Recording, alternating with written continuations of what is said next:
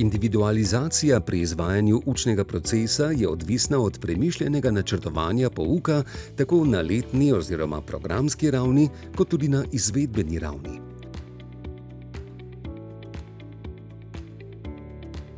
V procesu načrtovanja in izvajanja pouka učitelji določijo učne izide in predvidijo, kako se bo doseganje standardov znanj izrazilo pri dijakih.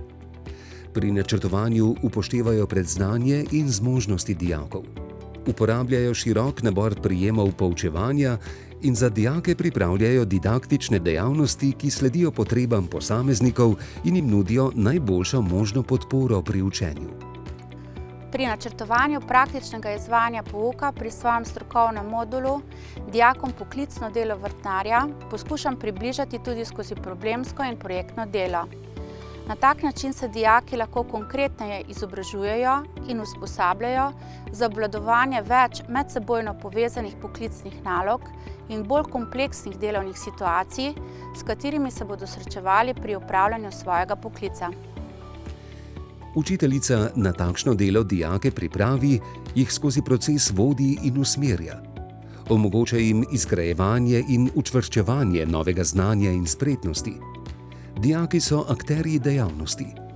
Učiteljica jim nudi podporo, jih spodbuja k razmišljanju, mišljenju na višjih ravneh in ustvarjalnosti. Spodbuja sodelovalno učenje. Dijake premišljeno združujem v skupine in jih spodbujam k medsebojni pomoči in sodelovanju. Skozi delo na istem projektu dijaki pridobivajo poklicne kompetence in razvijajo tudi druge spretnosti, na primer socialno spretnost, ki jim bo koristila na več področjih njihovega življenja. Učiteljica v načrtovanje in izvajanje pouka smiselno vključuje medpredmetno povezovanje in sodelovanje. Realno poklicno delo vrtnarja zajema tudi vsebine s področja prodaje, ovrednotenje dela in izračun vrednosti storitve. Pri tem se tudi povežem s sodelavko, ki ta predmet tudi poučuje. Ob zaključku izvedbe pouka učiteljica skupaj z dijaki ovrednoti rezultate procesa dela na podlagi že znanih kriterijev ocenjevanja. Pri načrtovanju individualnih poti za doseganje standardov znanja učitelji upoštevajo dijakove sposobnosti, zmožnosti, osebne lastnosti in njegove interese. Dijaka Maja in Jakov zelo rada opravljata praktična dela na šolskem vrtu. Sta zelo aktivna v izvenšolskih dejavnosti, nista pa zainteresirana za učenje botaničnih poimenovanj okrasnih rastlin. Individualni razgovori z njima so nam dali idejo za dvig njune motivacije. Oba namreč veliko svojega prostega časa rada preživita za računalnikom. Predlagala sem jima, da bi izdelala film o prepoznavanju in poimenovanju okrasnih rastlin v šolskem parku. Učiteljica je z dijakoma sklenila dogovor. Skupaj so določili cilje, ki jih bosta dijaka dosegla.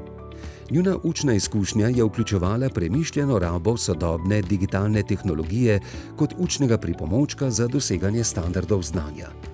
Skozi proces dela sta dijaka razvijala tudi ključne kompetence. Pri delu sva bila tudi na svojem terenu. Kamera, računalnik, telefon, splet. Izvedela pa sva tudi veliko o tem, kako je pri uporabi vsega tega pomembno razmišljati tudi o varnosti, da ne moreš kar tako kopirati virov, da si pri tem odgovoren. Oba dijaka sta bila zelo motivirana in samostojna. Pri uporabi strojne in programske opreme sta potrebovala le osnovne napotke, razlago, delovanja in orodja. Na strokovnem področju prepoznavanja in poimenovanja okrasnih rastlin sta potrebovala nekoliko več usmerjanja pri iskanju ustreznih botaničnih imen. Njuna motivacija se je izboljšala. Dijaka sta na drugačen način osvojila prepoznavanje in poimenovanje izbranih okrasnih rastlin v šolskem parku. Svoj izdelek sta predstavila svojim sošolcem. Uporaba digitalne tehnologije in drugačen pristop sta spodbudila zanimanje ostalih dijakov. Razmišljamo, da bi takšen način uporabe digitalne tehnologije razširili še na druge naloge z področja hortikulture in k sodelovanju pritegnili več dijakov. Odločilnega pomena je dobro načrtovanje pouka. Izvedbeni kurikul sprejme razredni učiteljski zbor po predhodnem usklajevanju.